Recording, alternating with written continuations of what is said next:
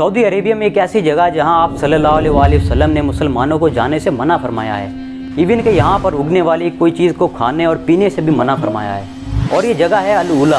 Basically दोस्तों, आज से 3500 साल पहले इस एरिए में कौमें समूद रहा करती थी, जिन पर अल्लाह ताला ने हज़रत सालेह अलैहिस्सलाम को पैगंबर बनाकर भेजा था। लेकिन इस कौम ने हज़रत सालेह अलैहिस्सलाम की बात को नहीं माना और उनके पैगाम को ठुकरा दिया, जिसको देखते हुए आज से 3500 साल पहले इस इलाके में कौम समूद पर अजाब आया था। एक हदीस के मुताबिक जब नबी पाक सल्लल्लाहु अलैहि वसल्लम जंग तबूक से वापसी आ रहे थे तो इस मकाम यानी कि अल उला के इलाके के करीब पहुंचे तो आप यहाँ पर रुक गए और यहाँ के लोगों से मिले। इन लोगों ने जब आप सल्लल्लाहु अलैहि वसल्लम के साथियों को पानी और खजूरें दी तो आपने इन्हें खाने और पीने से मना फरमा दिया। और आप सल्लल्लाहु अलैहि वसल्लम ने यह भी कहा कभी भी इस जगह में दाखिल ना होना, क्योंकि यहाँ पर एक कौम को अजाब दिया गया था। और आपने ये भी कहा कि मुझे डर रहे कि कहीं तुम इन चीज़ों को ना अपना लो जो कौम समूद में थी।